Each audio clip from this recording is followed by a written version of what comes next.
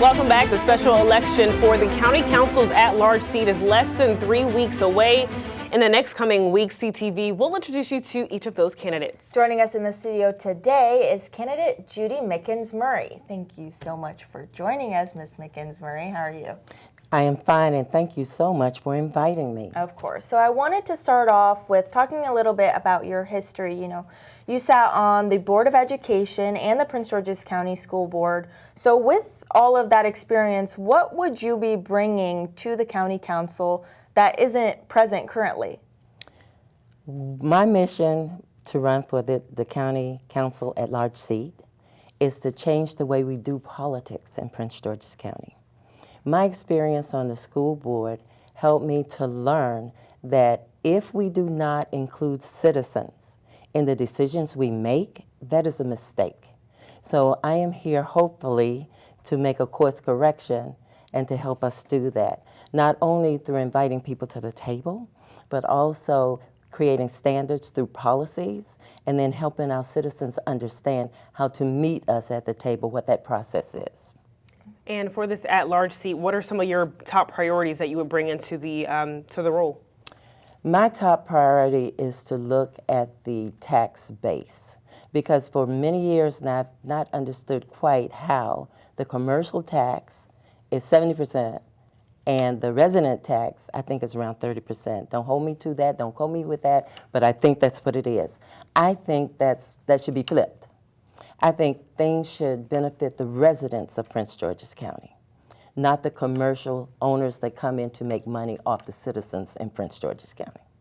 Okay, so you're saying you don't want to increase taxes against county residents, correct? Exactly. So something that's going to be a big issue going into this next year is the county council's budget has a deficit of over $170 million. So what are your specific plans to close that gap without it affecting county residents? Well, let me say this to you. I think the best way for us to determine that is to bring some county residents along with the real estates, along with the businesses to the table and have that discussion. We all need to understand clearly what the situation is today. We all need to understand based on what have someone decided that this deficit exists. Because one of the things that I'm finding hard to grapple with is this is a special election now.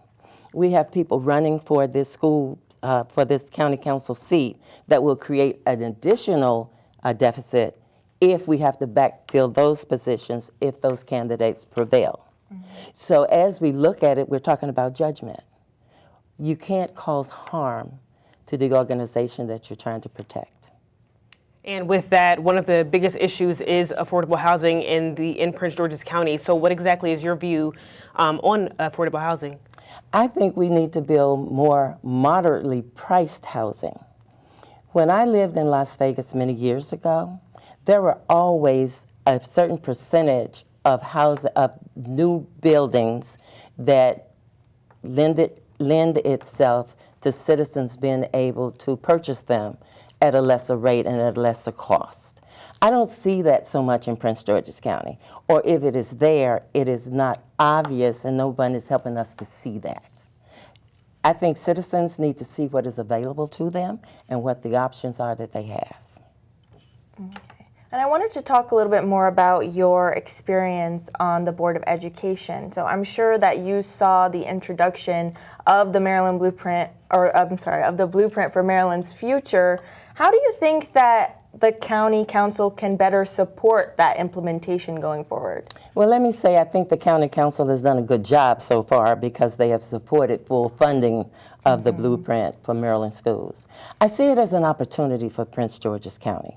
And I see it as an opportunity maybe for a lifetime, because I don't believe that there's any state that have fully funded the budgets across 24 districts as we have in Prince George's County. So we need to compliment not only the governor, but the county executive and the county council.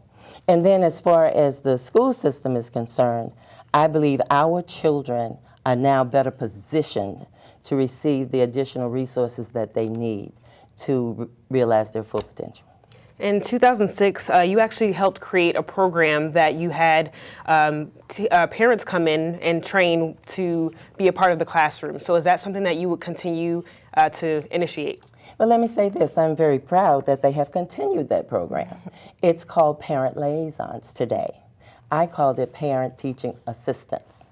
So anytime you come to an organization and you can leave something that was not there, and I try very hard wherever I am to leave an organization better than I find it.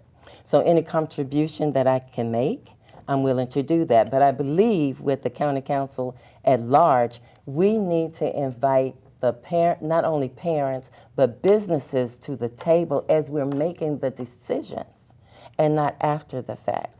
So I am open for inclusion. I am looking for creating these policies. I am looking for having at least 30, 40 people in a room so that we can start to have those discussions across this county. Well, thank you so much for being here with us today, Ms. Mickens-Murray. We really appreciate it. Thank you. Thank you. I appreciate this opportunity, and I look forward to being your next county council at large elect. Thanks so much. Thank you. And make sure to tune in tomorrow. We'll be introducing you to another candidate, Prince George's County Chair Jolene Ivey.